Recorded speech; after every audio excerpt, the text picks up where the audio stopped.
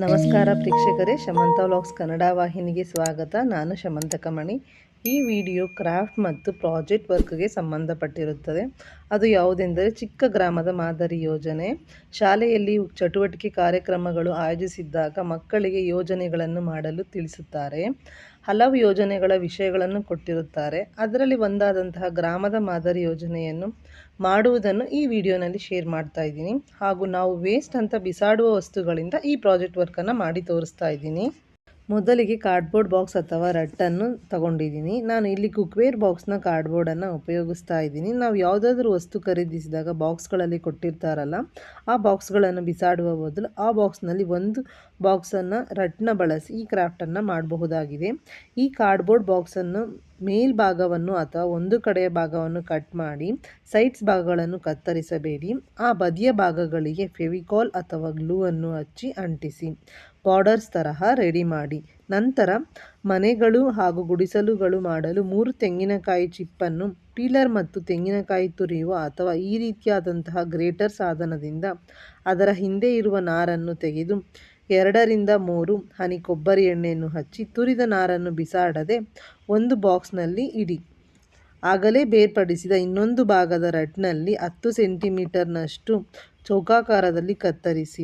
ಈ ರೀತಿ 4 ಚೌಕಾಕಾರದಲ್ಲಿ ಕತ್ತರಿಸಿದ ರಟ್ಗಳನ್ನು ಬದಿಗಿಡಿ. ಅದರಲ್ಲಿ ಒಂದನ್ನು ತೆಗೆದುಕೊಂಡು ಬಾಗಿಲಿನ ಆಕಾರದಲ್ಲಿ ಇಲ್ಲಿ ತೋರಿಸುತ್ತಿರುವ ರೀತಿಯಲ್ಲಿ ಪೆನ್ಸಿಲ್ನಲ್ಲಿ ಸ್ಕೇಲ್ನ ಸಹಾಯದಿಂದ ಬರೆದು ನಂತರ ಕತ್ತರಿಸಿ. ಈಗ 4 ಚೌಕಾಕಾರದಲ್ಲಿ ಕತ್ತರಿಸಿದ ಕಾರ್ಡ್ಬೋರ್ಡ್ಗಳಲ್ಲಿ ಸ್ಟಿಕ್ಕರ್ಸ್ ಅಥವಾ ರ್ಯಾಪರ್ಸ್ ಇದ್ದರೆ ತೆಗೆದು ನಂತರ ಫೆವಿಕಾಲನ್ನು ಸೈಡ್ಸ್ಗೆ ಹಾಕಿ ಅಂಟಿಸಿ.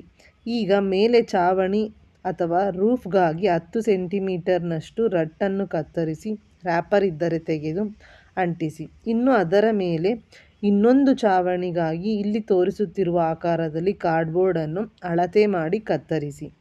ಈಗ ಅಕ್ರಾಲಿಕ್ ಪೇಂಟ್ಸನ್ನು ತೆಗೆದುಕೊಂಡು ಮನೆಯ ಮಾದರಿಗೆ ನಿಮ್ಮ ಅಭಿರುಚಿಗೆ ತಕ್ಕ ಹಾಗೆ ಬಣ್ಣವನ್ನು ಪೇಂಟ್ ಮಾಡಿ. ಹಾಗೂ ಬಾಗಿಲಿಗೆ ಚಿಕ್ಕ ಆಕಾರದಲ್ಲಿ ಕಟ್ ಮಾಡಿ ಬಾಗಿಲಿಗಾಗಿ ಚಿಕ್ಕ ಆಕಾರದಲ್ಲಿ ರಟ್ಟನ್ನು ಕಟ್ ಮಾಡಿ ಅದಕ್ಕೂ ಸಹ ಪೇಂಟ್ ಮಾಡಿ ಒಣಗಲು ಬಿಡಿ. ಅದು ಒಣಗುವಷ್ಟರಲ್ಲಿ ಇನ್ನಷ್ಟು ಗುಡಿಸಲು ಆಕಾರದ ಮನೆಗಳನ್ನು ತಯಾರಿಸಲು ಮದುವೆಯ ಆಮಂತ್ರಣ ಅಥವಾ ವೆಡ್ಡಿಂಗ್ ಕಾರ್ಡನ್ನು ವೈಟ್ ಖಾಲಿ ರ್ಯಾಪರನ್ನು ಒಂದು ಬದಿಯನ್ನು 2 ಸಮಾನ ಭಾಗಗಳಾಗಿ ಕತ್ತರಿಸಿ ರೋಲ್ ಮಾಡಿ ಬಾಗಿಲಿನ ಆಕಾರವನ್ನು ಬರೆದು ಕಟ್ ಮಾಡಿ.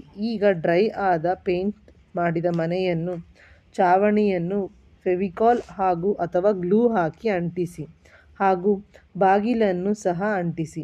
ಈಗ ಒಂದು ಮನೆಯ ಮಾದರಿ ಸಂಪೂರ್ಣವಾಯಿತು. ಆಗಲೇ ಕತ್ತರಿಸಿದ ವೆಡ್ಡಿಂಗ್ ಕಾರ್ಡ್ನ ರ್ಯಾಪರನ್ನು ತುದಿಗೆ ಮಾತ್ರ ಫೆವಿಕಾಲ್ ಹಾಕಿ ಈ ರೀತಿಯಾಗಿ ಅಂಟಿಸಿ.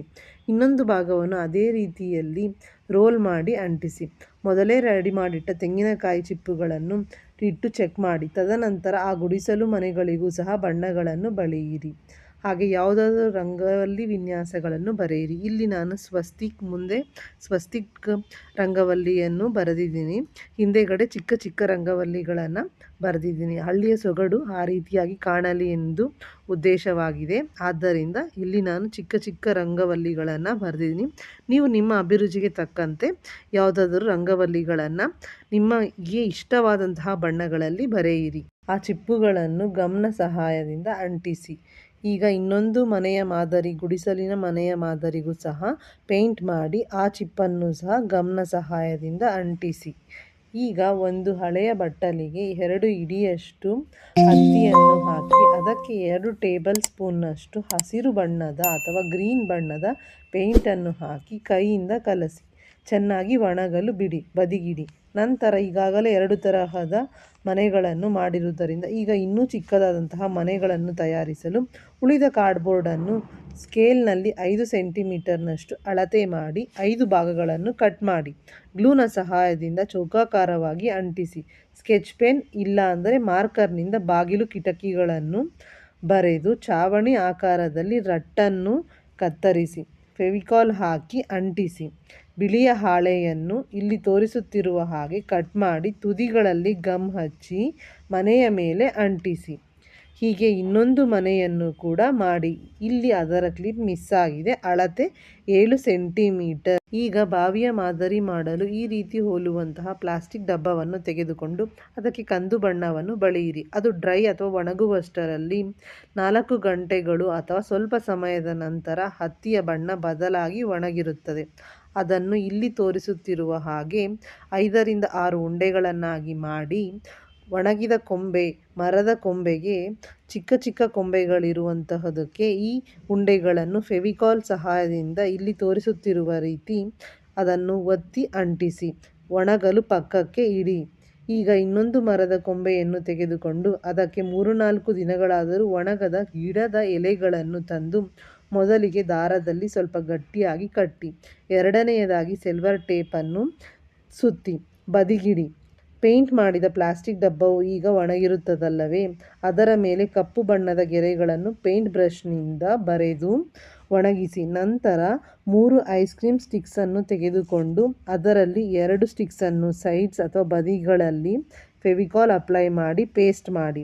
ಉಳಿದ 1 ಐಸ್ ಕ್ರೀಮ್ ಸ್ಟಿಕ್ಕನ್ನು ಅದರ ಮೇಲೆ ಇಲ್ಲಿ ತೋರಿಸುತ್ತಿರುವ ರೀತಿಯಾಗಿ ಅಂಟಿಸಿ ಒಣಗಲು ಪಕ್ಕಕ್ಕಿಡಿ. ಈಗ ಒಂದು ದೇವಸ್ಥಾನದ ಮಾದರಿ ಮಾಡಲು ಉಳಿದ ರಟ್ನಲ್ಲಿ 7 ಸೆಂಟಿಮೀಟರ್ನಷ್ಟು ಅಳತೆ ಮಾಡಿ ಕಟ್ ಮಾಡಿದ 2 ಪೀಸ್ ಕಾರ್ಡ್ಬೋರ್ಡ್ನನ್ನು ಗ್ಲೂ ಹಾಕಿ ಹಾಗೂ ಉಳಿದ ಆಮಂತ್ರಣ ಪತ್ರಿಕೆಯ 2ನೇ ಭಾಗವನ್ನು ಉದ್ದ 10 ಸೆಂಟಿಮೀಟರ್ನಷ್ಟು, ಅಗಲ 1 ಸೆಂಟಿಮೀಟರ್ನಷ್ಟು 4 ಭಾಗಗಳನ್ನಾಗಿ ಕಟ್ ಮಾಡಿ 4 ಕಂಬಗಳಿಗಾಗಿ ಈ ರೀತಿ ಮಾಡಬೇಕು. ಮತ್ತು ಇನ್ವಿಟೇಷನ್ ಕಾರ್ಡ್ನ ಮಧ್ಯದಲ್ಲಿ ಇರುವ ದೇವರ ಚಿತ್ರಣ ಅಂಟಿಸಿರುವ ಭಾಗವನ್ನು ದುಂಡಾಕಾರದಲ್ಲಿ ಕತ್ತರಿಸಿ ನಂತರ ಆ 4 ಭಾಗಗಳನ್ನು ರೋಲ್ ಮಾಡಿ ಎಡ್ಜಸ್ನಲ್ಲಿ ಫೆವಿಕಾಲ್ ಹಾಕಿ ಅಂಟಿಸಿ. ಈಗ ದುಂಡಾಕಾರದಲ್ಲಿ ಕತ್ತರಿಸಿದ ಭಾಗದಲ್ಲಿ ದೇವರ ಚಿತ್ರಣವನ್ನು ಮಧ್ಯದಲ್ಲಿ ಅಂಟಿಸಿ. ಆಗಲೇ 7 ಸೆಂಟಿಮೀಟರ್ನ 2 ಭಾಗಗಳಿಗೆ ಈ 4 ರೋಲ್ ಮಾಡಿದ ಪೇಪರ್ಗಳನ್ನು ಇಲ್ಲಿ ತೋರಿಸಿದ ರೀತಿಯಲ್ಲಿ ಪೇಸ್ಟ್ ಮಾಡಿದ ನಂತರ ಗಮ್ಮನ್ನು ಐಸ್ ಕ್ರೀಮ್ ಸ್ಪೂನ್ನ ಸಹಾಯದಿಂದ ಸ್ಪ್ರೆಡ್ ಮಾಡಿ. ಸ್ಪ್ರೆಡ್ ಮಾಡಿದ ಮೇಲೆ ಹಸಿರು ಗ್ಲಿಟರ್ ಅಥವಾ ಮಿಂಚಿನ ಪುಡಿಯನ್ನು ಹರಡಿ 2-3 ನಿಮಿಷದ ಬಳಿಕ ಇದನ್ನು ನೇರವಾಗಿ ನಿಲ್ಲಿಸಿ.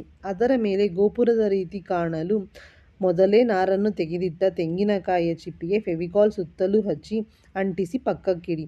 ಈಗ ಇನ್ನುಳಿದ ರಟ್ನಲ್ಲಿ 10 ಸೆಂಟಿಮೀಟರ್ ಉದ್ದ ಮತ್ತು ಅಗಲದಷ್ಟು ಅಳತೆಯಲ್ಲಿ ಕಟ್ ಮಾಡಿದ ಹಸಿರು ಬಣ್ಣವನ್ನು ಬಳಿಯಿರಿ. ಉಳಿದ ಇನ್ವಿಟೇಷನ್ ಕಾರ್ಡನ್ನು ಇಲ್ಲಿ ತೋರಿಸುತ್ತಿರುವ ಬಾಕ್ಸ್ ಆಕಾರಕ್ಕೆ ಕಟ್ ಮಾಡಿ ಅಂಟಿಸಿ. ಅದರ ಮೇಲೆ ಮುಚ್ಚಳಕ್ಕಾಗಿ ಕಾರ್ಡ್ಬೋರ್ಡನ್ನು ಕತ್ತರಿಸಿ ಅಂಟಿಸಿದ ನಂತರ ಆಸನ ಸಿದ್ಧವಾಗುತ್ತದೆ. ಈಗ ಇದನ್ನು 10 ಸೆಂಟಿಮೀಟರ್ ಕಟ್ ಮಾಡಿ ಕಲರ್ ಮಾಡಿದ ಕಾರ್ಡ್ಬೋರ್ಡ್ನ ಮೇಲೆ ಅಂಟಿಸಬೇಕು. ತದನಂತರ ಆಗಲೇ ಸಿದ್ಧ ಮಾಡಿದ ದೇವಸ್ಥಾನದ ಮೇಲೆ ಚಾವಣಿ ಮತ್ತು ಗೋಪುರದ ಕಾರ್ಡ್ಬೋರ್ಡ್ಸನ್ನು ಪೇಸ್ಟ್ ಮಾಡಿ ಫೆವಿಕಾಲ್ನಿಂದ ಗೋಪುರದ ಮೇಲೆ ಬರ್ಡೇ ಕ್ಯಾಂಡಲ್ನ ತುದಿಯಲ್ಲಿರುವ ಪ್ಲಾಸ್ಟಿಕ್ಕನ್ನು ಇಲ್ಲಿ ಅಂಟಿಸಿರುತ್ತೇನೆ. ಈಗ ಗೋಪುರದ ಮೇಲೆ ಗಮ್ಮನ್ನು ಐಸ್ ಕ್ರೀಮ್ ಸ್ಪೂನ್ನಿಂದ ಹರಡಿ ಅದರ ಮೇಲೆ ಗೋಲ್ಡ್ ಕಲರ್ ಅಥವಾ ಬಂಗಾರದ ಬಣ್ಣದ ಮಿಂಚಿನ ಪುಡಿಯನ್ನು ನಿಧಾನವಾಗಿ ಹರಡಿ. ಹಾಗೆ ದೇವರ ಚಿತ್ರಣಕ್ಕೆ ಫೆವಿಕಾಲ್ ಹಾಕಿ ಆಸನದ ಮೇಲೆ ನಿಲ್ಲಿಸಿ. ಈಗ ದೇವಸ್ಥಾನದ ಮಾದರಿಯೂ ಸಹ ರೆಡಿಯಾಯಿತು. ಬಾವಿಗೆ ಅಂಟಿಸಿದ ಐಸ್ ಕ್ರೀಮ್ ಸ್ಟಿಕ್ಸ್ ಈಗ ಒಣಗಿರುವುದರಿಂದ ಅದರ ಕೆಳಗೆ ಗ್ರಿಪ್ಗಾಗಿ ಒಂದು ಪ್ಲಾಸ್ಟಿಕ್ ಡಬ್ಬದ ಮುಚ್ಚಳಕ್ಕೆ ಕಂದು ಬಣ್ಣವನ್ನು ಬಳಿಯಿರಿ. ಇದಾದ ನಂತರ ಸೌದೆ ಒಲೆಯ ಮಾದರಿ ರೆಡಿ ಮಾಡಲು ಯಾವುದಾದರೂ ಕಾರ್ಡ್ಬೋರ್ಡನ್ನು ಬಳಸಿ. ನಾನು ಇಲ್ಲಿ ಶೂ ಬಾಕ್ಸ್ನ ಕಾರ್ಡ್ಬೋರ್ಡನ್ನು ಬಳಸಿದ್ದೇನೆ. ಇಲ್ಲಿ ತೋರಿಸುವ ಆಕಾರದಲ್ಲಿ ಕಾರ್ಡ್ಬೋರ್ಡನ್ನು ಕಟ್ ಮಾಡಿ ಕಪ್ಪು ಬಣ್ಣವನ್ನು ಪೇಂಟ್ ಮಾಡಿ ಅದರ ಮೇಲೆ ಕುಲ್ಫಿ ಮಟ್ಕಾವನ್ನು ಅದರ ಮೇಲೆ ಇಟ್ಟು ನೋಡಿ ಸೈಜ್ ಚೆಕ್ ಮಾಡಿ. ಒಣಗಿದ ಕಟ್ಟಿಗೆಯನ್ನು 2ರಿಂದ 3 ಭಾಗಗಳಾಗಿ ಮುರಿದು ಇಲ್ಲಿ ಬಳಸಬೇಕು. ಪೇಂಟ್ ಮಾಡಿದ್ದು ಒಣಗಲು 2-3 ನಿಮಿಷ ಬಿಡಿ. ನಂತರ ಅದರ ಒಳಗೂ ಸಹ ನೀಲಿ ಬಣ್ಣವನ್ನು ಪೇಂಟ್ ಮಾಡಿ ಮತ್ತು ಬಾವಿಯ ಒಳಗೂ ಕೂಡ ಅದೇ ಬಣ್ಣವನ್ನು ಹಚ್ಚಿ. ಈಗ ಫೆವಿಕ್ವಿಕ್ಕನ್ನು ಬಾವಿಯ ಸುತ್ತಲೂ ಹಾಕಿ ಪ್ಲಾಸ್ಟಿಕ್ ಮುಚ್ಚಳದ ಮೇಲೆ ಅಂಟಿಸಿ. ಈಗ ಮಟ್ಕ ಅಥವಾ ಮಡಿಕೆಗೆ ಸಹ ಕಪ್ಪು ಬಣ್ಣವನ್ನು ಮಾಡಿ ಒಣಗಲು ಬಿಡಿ. ನಂತರ ಉಳಿದ ಶೂ ಬಾಕ್ಸ್ನ ಕಾರ್ಡ್ಬೋರ್ಡ್ನಲ್ಲಿ ಏಣಿ ಮಾಡಲು 10 ಸೆಂಟಿಮೀಟರ್ ಉದ್ದ, ಅರ್ಧ ಸೆಂಟಿಮೀಟರ್ ಅಗಲ ಅಳತೆಯಲ್ಲಿ 2 ಪೀಸಸ್ ಕಾರ್ಡ್ಬೋರ್ಡನ್ನು ಕಟ್ ಮಾಡಿ ಇನ್ನೊಂದೆಡೆ 2 ಸೆಂಟಿಮೀಟರ್ ಅಗಲ ಅಳತೆಯಲ್ಲಿ 8ರಿಂದ 10 ಪೀಸಸ್ ಕಾರ್ಡ್ಬೋರ್ಡ್ಗಳನ್ನು ಇಲ್ಲಿ ತೋರಿಸುತ್ತಿರುವ ಹಾಗೆ ಕಟ್ ಮಾಡಿ ಗ್ಲೂ ಹಚ್ಚಿ ಅಂಟಿಸಿ ಸ್ವಲ್ಪ ಒಣಗಲು ಬಿಡಿ. ಈಗ ಬಾವಿಗೆ ಒಂದು ಬಿಂದಿಗೆ ಬಕೆಟ್ ತರಹ ಕಟ್ಟಲು ನಾನು ಇಲ್ಲಿ ಖಾಲಿಯಾದಂತಹ ಪೇಂಟ್ ಬಾಟಲನ್ನು ತೊಳೆದು ಕಪ್ಪು ದಾರದಲ್ಲಿ ಎರಡೂ ಬದಿಗೆ ಕಟ್ಟಿ ಉಳಿದ ದಾರವನ್ನು ಕಟ್ ಮಾಡಿ ಫೆವಿಕಾಲ್ ಹಾಕಿ ಹಿಂದಕ್ಕೆ ಮಡಚಿದ್ದೇನೆ. ನಂತರ ವಿಂಡ್ ಮಿಲ್ ಮಾಡಲು ಉಳಿದ ಪತ್ರಿಕೆಯನ್ನು ಉಪಯೋಗಿಸಿಕೊಳ್ಳಬಹುದಾಗಿದೆ. 2 ಸೆಂಟಿಮೀಟರ್ನಷ್ಟು ಅಗಲ, 10 ಸೆಂಟಿಮೀಟರ್ನಷ್ಟು ಉದ್ದ ಅಳತೆಗೆ ಕಟ್ ಮಾಡಿ ರೋಲ್ ಮಾಡಿ ತುದಿಯಲ್ಲಿ ಗ್ಲೂ ಹಾಕಿ ಅಂಟಿಸಿ. ಹಾಗೂ ಇನ್ನುಳಿದ ಕಾರ್ಡ್ಬೋರ್ಡನ್ನು 2 ಸೆಂಟಿಮೀಟರ್ ಉದ್ದ, ಅರ್ಧ ಸೆಂಟಿಮೀಟರ್ ಅಗಲವಾಗಿ ಕತ್ತರಿಸಿ. ಈ ರೀತಿ 4 ಪೀಸ್ಗಳನ್ನು ಮಾಡಿಕೊಳ್ಳಬೇಕು. ಇಲ್ಲವಾದಲ್ಲಿ 4 ಸೆಂಟಿಮೀಟರ್ ಉದ್ದ, ಅರ್ಧ ಸೆಂಟಿಮೀಟರ್ ಅಗಲ ಕತ್ತರಿಸಿದ 2 ಕಾರ್ಡ್ಬೋರ್ಡ್ ಪೀಸ್ಗಳನ್ನಾದರೂ ಸಹ ಮಾಡಿಕೊಳ್ಳಬಹುದು. ಮಾಡಿಕೊಂಡ ನಂತರ ಗುಣಾಕಾರದ ಚಿಹ್ನೆಯಲ್ಲಿ ಅಂಟಿಸಿಕೊಳ್ಳಿ. ಇದಕ್ಕೆ ಚಿಕ್ಕ ಫೆವಿಕಾಲ್ ಬಾಟಲ್ನ ಮುಚ್ಚಳವನ್ನು ಫೆವಿಕಾಲ್ನಿಂದ ಅಂಟಿಸಿ. ಈಗ ರೋಲ್ ಮಾಡಿದಂತಹ ಕಾರ್ಡನ್ನು ಗ್ಲೂನಿಂದ ಪೇಸ್ಟ್ ಮಾಡಿ ಒಣಗಲು ಬದಿಗಿಡಿ. ತದನಂತರ 3ರಿಂದ 4 ಬಿಳಿ ಹಾಳೆಗಳನ್ನು ತೆಗೆದುಕೊಂಡು ಸಣ್ಣ ಸಣ್ಣ ತುಂಡುಗಳಾಗಿಸಿ ಒಂದು ಬಟ್ಟಲಿಗೆ ಹಾಕಿ ಹಸಿರು ಬಣ್ಣದ ಪೇಂಟನ್ನು ಸ್ವಲ್ಪ ಹಾಕಿ ಮಿಕ್ಸ್ ಮಾಡಿ ಸ್ವಲ್ಪ ಹೊತ್ತು ಬಿಡಿ. ಈಗ 5ರಿಂದ 6 ಹಸಿರು ಬಣ್ಣದ ಬಳಪಗಳನ್ನು ತೆಗೆದುಕೊಂಡು ಮಿಕ್ಸರ್ನಲ್ಲಿ ಗ್ರೈಂಡ್ ಮಾಡಿ ಆ ಪುಡಿಯನ್ನು ಹಸಿರು ಬಣ್ಣ ಮಿಕ್ಸ್ ಮಾಡಿದ ಪೇಪರ್ ತುಂಡುಗಳೊಂದಿಗೆ ಬೆರೆಸಿ ಕಲಸಿ ಬಾಕ್ಸ್ನಲ್ಲಿ ಹಾಕಿಡಿ. ಈಗ ಕ್ರಾಫ್ಟ್ನ ಅಂತಿಮ ಹಂತ. ಎಲ್ಲಕ್ಕಿಂತ ಮೊದಲು ಕಟ್ ಮಾಡಿ ಇಟ್ಟಿದ್ದ ಕಾರ್ಡ್ಬೋರ್ಡನ್ನು ತೆಗೆದುಕೊಂಡು ಮುಂದೆ ಪೆನ್ಸಿಲ್ನಲ್ಲಿ ಮಾರ್ಕ್ ಮಾಡಿಕೊಂಡು ವಿಡಿಯೋನಲ್ಲಿ ತೋರಿಸುತ್ತಿರುವ ಹಾಗೆ ಮಧ್ಯದಲ್ಲಿ ಕಾರ್ಡ್ಬೋರ್ಡನ್ನು ಕತ್ತರಿಸಿ. ಈಗ ಎಂಟ್ರೆನ್ಸ್ನ ಹಾಗೆ ಕಾಣಲು ಒಂದು ಮತ್ತು ನೇಮಿಂಗ್ ಬೋರ್ಡ್ ಅಂಟಿಸಲು ಐಸ್ ಕ್ರೀಮ್ ಸ್ಟಿಕ್ಸನ್ನು ತೆಗೆದುಕೊಂಡು ಬಳಸುತ್ತಿದ್ದೇನೆ. ಇವುಗಳನ್ನು ನೀಲಿ ಬಣ್ಣದಲ್ಲಿ ಪೇಂಟ್ ಮಾಡುತ್ತಿದ್ದೇನೆ. ಹಾಗೆ ಹಳ್ಳಿಯ ಸೊಗಡಿಗೆ ಹೋಲುವ ಹಾಗೆ ನೀರು ತರುತ್ತಿರುವ ಹೆಂಗಸರ 2 ಗೊಂಬೆಗಳಿಗೆ ಅಭಿರುಚಿಗೆ ತಕ್ಕ ಹಾಗೆ ಬಣ್ಣಗಳನ್ನು ಹಚ್ಚಬೇಕು. ಇವು ಕೆಲವು ಬ್ಯಾಂಗಲ್ ಸ್ಟೋರ್ಸ್ ಮತ್ತು ಬುಕ್ ಸ್ಟೋರ್ಸ್ನಲ್ಲಿ ದೊರೆಯುತ್ತವೆ. ಈಗ ಮೇನ್ ಕಾರ್ಡ್ಬೋರ್ಡಿಗೆ ಮಣ್ಣಿನ ಬಣ್ಣವನ್ನು ಪೇಂಟ್ ಮಾಡಿಕೊಳ್ಳಬೇಕಾಗುತ್ತದೆ. ಅದು ಸ್ವಲ್ಪ ಅಥವಾ 2 ನಿಮಿಷ ಒಣಗಿದ ನಂತರ ಗ್ಲೂ ಅದರ ಮೇಲೆ ಹಾಕಿ ಹರಡಿ. ಅದರ ಮೇಲೆ ಪ್ಲಾಸ್ಟಿಕ್ ಸ್ಪೂನ್ನ ಸಹಾಯದಿಂದ ಮರಳನ್ನು ಸಹ ಹರಡಿ.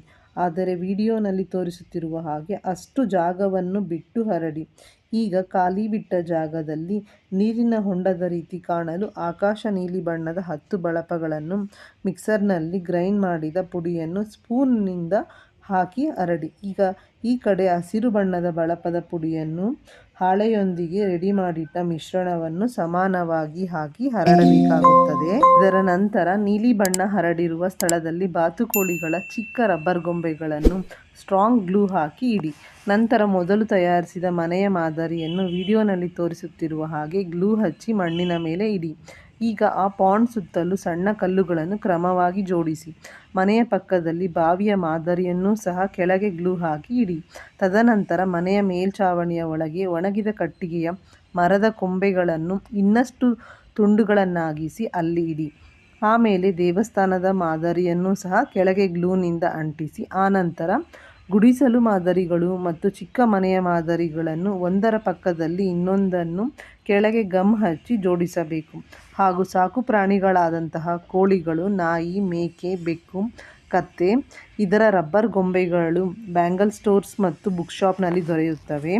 ಮತ್ತು 2 ತರಹದ ಆರ್ಟಿಫಿಷಿಯಲ್ ಟಾಯ್ ಮರಗಳು, ಒಂದು ತೆಂಗಿನ ಮರ ಮತ್ತೊಂದು ಬಾಳೆ ಮರ, ಇವುಗಳನ್ನು ಸಹ ಗ್ಲೂ ಹಾಕಿ ವಿಡಿಯೋನಲ್ಲಿ ತೋರಿಸುತ್ತಿರುವ ಹಾಗೆ ಇಡಿ. ಹಾಗೂ ನೀರನ್ನು ಬಿಂದಿಗೆಯಲ್ಲಿ ಹೊತ್ತು ತರುತ್ತಿರುವ ಹೆಂಗಸರ ಮಾದರಿಯ ರಬ್ಬರ್ ಗೊಂಬೆಗಳನ್ನು ಸಹ ಬಾವಿಯ ಪಕ್ಕದಲ್ಲಿ ಗ್ಲೂ ಹಾಕಿ ಇಡಿ. ಈಗ ಸ್ವಲ್ಪ ಮಣ್ಣಿಗೆ 5 ಸ್ಪೂನ್ನಷ್ಟು ನೀರು ಹಾಕಿ ಕಲಸಿ ಇಲ್ಲಿ ತೋರಿಸುತ್ತಿರುವ ಹಾಗೆ ಪಾಂಡ್ ಅಥವಾ ನೀರಿನ ಹೊಂಡದ ಮಾದರಿಯ ಸುತ್ತಲೂ ಮತ್ತು ಗದ್ದೆಯ ಮಾದರಿ ಸುತ್ತಲೂ ಹಾಗೆ ಬಾವಿಯ ಮುಂದೆ ಸುತ್ತಲೂ ಉಂಡೆ ಮಾಡಿ ಬೌಂಡರಿಯ ಥರ ಇಡಿ. ಇದಾದ ನಂತರ ಬೌಂಡರಿಯ ಹಿಂದೆ ಹಾಗೂ ಮುಂದೆ ಸಣ್ಣ ಸಣ್ಣ ಕಲ್ಲುಗಳನ್ನು ಆ ಮಣ್ಣಿಗೆ ಅಂಟಿಸಿ ಒತ್ತಿ ಕೆಳಗೆ ಗ್ಲೂ ಹಾಕಿ ಇಡಿ. ಈ ವಿಡಿಯೋನಲ್ಲಿ ತೋರಿಸುವ ಹಾಗೆ ನಿಲ್ಲಿಸಿ. ಈಗ ಸೌದೆ ಒಲೆಯ ಮಾದರಿಯನ್ನು ಬಾವಿಯ ಪಕ್ಕದಲ್ಲಿ ಹಾಗೂ ಪ್ಲಾಸ್ಟಿಕ್ ಮಡಕೆಗೂ ಸಹ ಗ್ಲೂ ಹಾಕಿ ಕೆಳಗೆ ಒಂದು ಮತ್ತು ಮೇಲೆ ಅದರ ಒಳಗೆ ಕಲ್ಲುಗಳನ್ನು ಹಾಕಿ.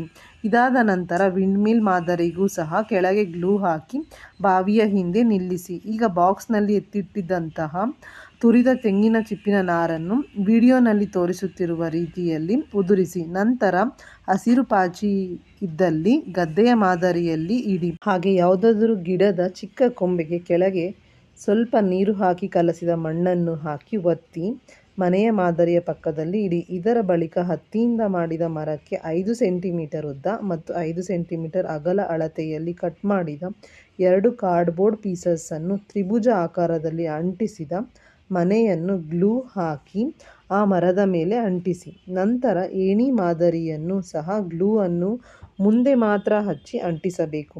ಇದು ಟ್ರೀ ಹೌಸ್ ಮಾದರಿಯಾಗಿದೆ. ಈ ಮರದ ಮಾದರಿಯ ಕೆಳಗೆ ಸ್ವಲ್ಪ ನೀರು ಹಾಕಿ ಮಿಕ್ಸ್ ಮಾಡಿಟ್ಟ ಮಣ್ಣನ್ನು ಉಂಡೆ ಮಾಡಿ ಒತ್ತಿ ಮನೆಯ ಹಿಂದೆ ಪ್ರೆಸ್ ಮಾಡಿ ನಿಲ್ಲಿಸಿ. ಆ ಟ್ರೀ ಹೌಸ್ ಒಳಗೆ ಒಬ್ಬ ಹುಡುಗನ ರಬ್ಬರ್ ಗೊಂಬೆಯನ್ನು ಕೆಳಗೆ ಗಮ್ ಹಾಕಿ ಅಂಟಿಸಿ ಬಿಡಿ.